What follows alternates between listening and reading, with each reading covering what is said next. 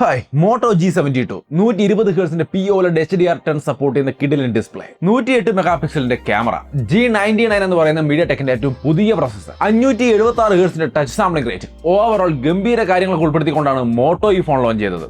ഈ കാണുന്നതാണ് motto G72 എന്ന ഫോണിന്റെ ബോക്സ്. പ്രത്യേകിച്ച് ഒന്നും പറയാനില്ല, സാധാ മോട്ടോ ബോക്സ് തന്നെ. ഓപ്പൺ ചെയ്താൽ ഫോൺ ഇരിക്കുന്നുണ്ട്, ഫോൺ എടുക്കാം. ഫോണും പതിവ് പോലെ തന്നെ കേസിനകത്ത്. കേസ് കൊള്ളാം, കൂടുതലൊന്നും പറയുന്നില്ല. ഫോണിന്റെ ലുക്ക് ഇവിടെ കാണാം, അത് നന്നായിട്ടുണ്ട്, വ്യത്യസ്തമായിട്ടുണ്ട്. പതിവ് മോട്ടോ ഫോൺ പോലെയല്ല, കാണാൻ നന്നായിട്ടുണ്ട്. എന്തായാലും ബോക്സിനകത്ത് പിന്നെ കുറച്ച് ഡോക്യുമെന്റ്സും അതേപോലെ ഒരു 33 what charger, type C cable, ഇത്രയും കാര്യങ്ങളുള്ള മാറ്റി വെക്കാം. സോ അപ്പോൾ ബോക്സ് കണ്ടന്റ് കണ്ടു, ഫോണും കണ്ടു, നന്നായിട്ടുണ്ട്. വളരെ ലൈറ്റ് വെയിറ്റ് ആണ്, കംഫർട്ടബിൾ ആണ്. സംഗതി ഇതാ കയ്യിൽ പിടിക്കാനൊക്കെ വളരെ കംഫർട്ടബിൾ ആണ്.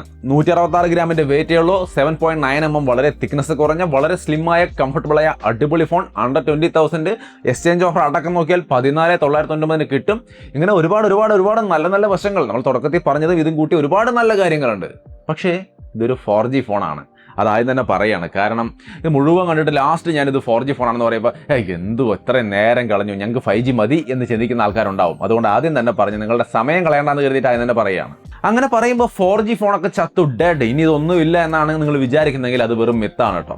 അങ്ങനെയാണ് കമ്പനി പറയുന്നത്. അതായത് 5G ഫോണുകൾ ഏതൊക്കെ കൺട്രീസിൽ, മറ്റ് കൺട്രീസിലൊക്കെ 5G സ്റ്റാർട്ട് ചെയ്തിട്ടുണ്ടെങ്കിലും സ്റ്റാർട്ട് ചെയ്ത ടൈം തൊട്ട് നമ്മൾ നോക്കിക്കഴിഞ്ഞാൽ ഒരു 3-4 വർഷമൊക്കെ ആകുമ്പോഴാണ് 5G എല്ലായിടത്തും എത്തുന്നതും എല്ലാവരും യൂസ് ചെയ്ത് തുടങ്ങുന്നതും.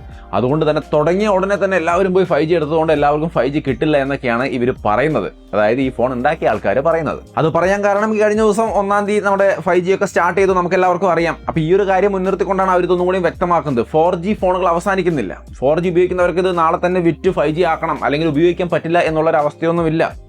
അതൊരു സത്യമാണ് കേട്ടോ. നിങ്ങൾ ഓൾറെഡി 4G ഫോൺ ഉപയോഗിക്കുന്നവർ നാളെ തന്നെ അത് വിറ്റ് 5G ഫോൺ വാങ്ങിക്കേണ്ട ആവശ്യമില്ല. അതായത് ഇതായാലും ഏതായാലും ഉപയോഗിക്കുമ്പോൾ 4G മരിക്കുന്നില്ല. 5G ഉണ്ടെങ്കിലും 4Gയും സപ്പോർട്ട് ചെയ്യും. നിങ്ങളുടെ 4Gക്ക് ഒരു പ്രശ്നമില്ല, രണ്ടും ഒരുമിച്ച് തന്നെ മുന്നോട്ട് പോകും, പ്രശ്നമൊന്നുമില്ല. അത് ക്ലിയർ ആയിട്ട് മനസ്സിലാക്കി വെച്ചോളൂ.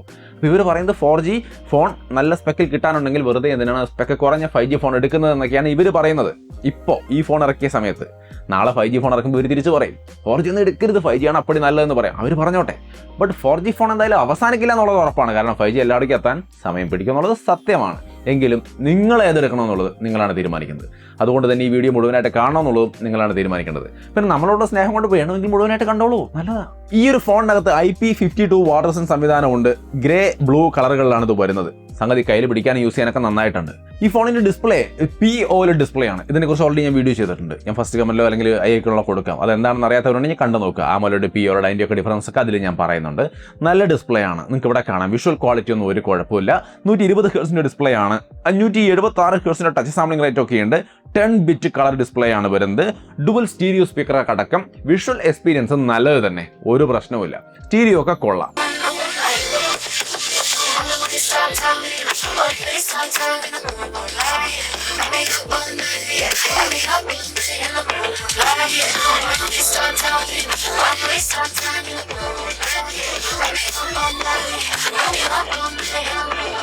അപ്പോൾ ആ ഒരു ക്വാളിറ്റി ഉണ്ട്. അപ്പോൾ അത്യാവശ്യം നല്ലൊരു ക്വാളിറ്റിയും കാര്യങ്ങളൊക്കെയുള്ള നല്ല ഡിസ്പ്ലേ, വിഷ്വൽ എക്സ്പീരിയൻസ് ആണ് ഈ ഒരു ഫോൺ തരുന്നത്. വൈഡ് ബാൻഡ് 11 സർട്ടിഫിക്കേഷൻ ഒക്കെ ഉണ്ട്. സോ ഫുൾ HD തന്നെ കണ്ടന്റുകൾ സ്ട്രീം ചെയ്ത് കാണാം.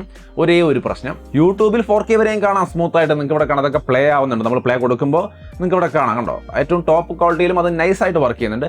HDR പക്ഷേ ഇതിൽ സപ്പോർട്ട് ചെയ്യുന്നില്ല. അത് മാത്രം ഒരു കാര്യം ഒന്ന് ഓർത്ത് വെച്ചോളൂ. നിങ്ങൾ HDRൽ ഒരുപാട് കണ്ടന്റുകൾ കാണുന്ന ആൾക്കാരാണെങ്കിൽ നിങ്ങൾക്കൊരു മിസ്സായിട്ട് ഒരു മിസ്സിംഗ് ഫീൽ ചെയ്യാൻ സാധ്യതയുണ്ട്. In display finger print sensor കൊടുത്തിട്ടുണ്ട് ഈ ഡിസ്പ്ലേയിൽ. ഇതിന്റെ പെർഫോമൻസ് ഒന്നും കുഴപ്പമില്ല, വളരെ സ്മൂത്ത് ആണ്, നിങ്ങൾക്ക് ഇവിടെ കാണാം. അതേപോലെ ഫേസ് അൺലോക്ക് ഓക്കെയാണ്, വിഷയമൊന്നുമില്ല, ഡീസന്റ് സെറ്റപ്പാണ്. 5000 mAh ബാറ്ററിയാണ്. ഇതിനാണ് നമ്മൾ ആദ്യം കാണിച്ച 33 വാട്ടിന്റെ ചാർജർ കൊടുത്തിരിക്കുന്നത്. അതൊരു നോർമൽ സെറ്റപ്പാണ്, വലിയ എക്സൈറ്റ്മെന്റ് ഒന്നും പറയാനില്ല. ബാറ്ററി ലൈഫിലൊന്നും പ്രശ്നമില്ല, നോർമലായ ചാർജിങ് സ്പീഡ്, ഡീസന്റ് ആയ ബാറ്ററി സെറ്റപ്പ്. ഇതിന്റെ പെർഫോമൻസിലേക്ക് വരുമ്പോൾ G99 എന്ന് പറയുന്ന മീഡിയ ടെക്കിന്റെ പ്രൊസസർ കൊടുത്തിട്ടുണ്ട്. അത്യാവശ്യം നല്ല പ്രൊസസറാണ്. അത്യാവശ്യം ഗെയിം കളിക്കാനൊക്കെ നിങ്ങൾക്ക് ഉപയോഗിക്കാം.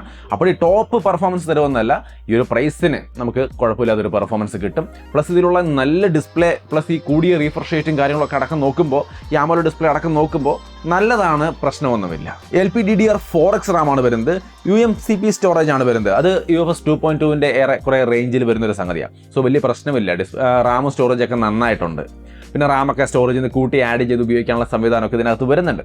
സോ പെർഫോമൻസിൽ നിങ്ങൾ ഈ കാണുന്ന പോലെ സ്മൂത്ത് ആണ്, വിഷയമൊന്നുമില്ല. ആൻഡ്രോയിഡ് 12 വരുന്നത്. ആൻഡ്രോയിഡ് 13 അപ്ഗ്രേഡ് കിട്ടും. പിന്നെ 3 വർഷത്തെ സെക്യൂരിറ്റി അപ്ഡേറ്റും ഇവർ ഓഫർ ചെയ്യുന്നുണ്ട്.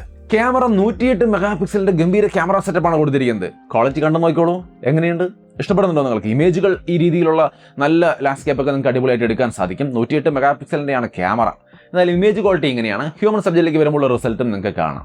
ഞാൻ ഭയങ്കരമായിട്ട് അങ്ങോട്ട് ഇമ്പ്രസ്സായി, ഭയങ്കര അപ്പടി നല്ലതൊന്നും ഞാൻ പറയില്ല, അത്രയൊന്നും തോന്നിയില്ല. ബട്ട് എങ്കിലും നിങ്ങൾക്കിത് ഇഷ്ടപ്പെട്ടോ? സംഗതി നന്നായിട്ടുണ്ടോ? നിങ്ങളാണ് കമൻറ്റ് ചെയ്യേണ്ടത്. സെൽഫി ക്യാമറയുടെ ഇമേജുകളും നിങ്ങൾക്ക് ഇവിടെ കാണാം. സെൽഫി ക്യാമറ ഇമേജുകൾ നിങ്ങൾക്ക് ഇഷ്ടപ്പെടുന്നുണ്ടോ? ഓവറോൾ ക്വാളിറ്റി എങ്ങനെയുണ്ടെന്ന് നിങ്ങൾ വേണം പറയാൻ. എന്തായാലും ഈ 108 എന്നൊക്കെ പറയുമ്പോൾ ഇപ്പോൾ ഒരു വിലയില്ലാതായി തുടങ്ങി എന്നുള്ളൊരു സത്യമാണല്ലേ. എന്താ ഇത് കാണുമ്പോൾ എനിക്ക് അങ്ങനെ തോന്നുന്നു, ഇതിലൊന്നും ഇല്ലാത്ത പോലെ തോന്നുകയാണ്. സോ വീഡിയോ ക്വാളിറ്റി കൂടി നമുക്ക് നോക്കിയാലോ.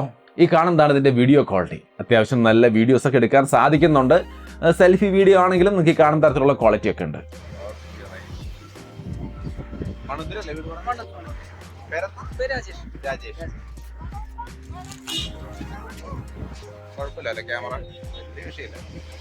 ആർട്ടിഫിഷ്യൽ ലൈറ്റിംഗ് കണ്ടീഷനിലെ ഇമേജുകളും സാമ്പിളുകളും ഒക്കെ നിങ്ങൾക്ക് ഇവിടെ കാണാം.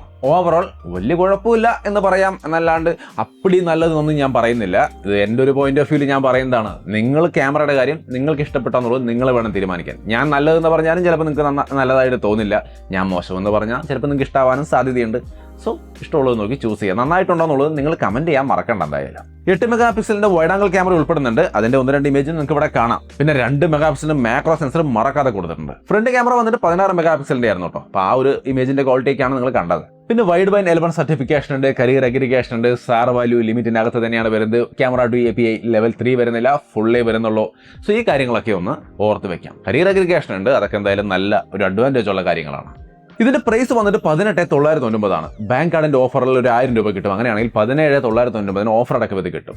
എക്സ്ചേഞ്ച് ഓഫർ അവർ പറയുന്നുണ്ട്. അതൊക്കെ കൂടി കൂട്ടിച്ചേർത്ത് നോക്കുമ്പോൾ 14,999 കിട്ടുമെന്ന് കമ്പനി പറയുന്നുണ്ട്.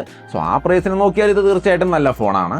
ബട്ട് എക്സ്ചേഞ്ച് ഓഫർ ഇല്ലെങ്കിൽ 18 രൂപയാണ് ഇതിന്റെ റിയൽ പ്രൈസ് വരുന്നത്. സോ മൊത്തത്തിൽ ഈ ഫോൺ എങ്ങനെയാണെന്ന് ചോദിച്ചു കഴിഞ്ഞാൽ, നേരത്തെ നമ്മൾ കമ്പനി പറഞ്ഞ കാര്യങ്ങൾ പറഞ്ഞല്ലോ. അതായത് 4G ഇപ്പോൾ മറ്റ് പല കൺട്രിയിലും സ്റ്റാർട്ട് ചെയ്തു. കുറേ കഴിഞ്ഞിട്ട് 2-3 വർഷം കഴിഞ്ഞിട്ടൊക്കെയാണ് സ്പ്രെഡായി എല്ലായിടത്തേക്കും എത്തുന്നത്.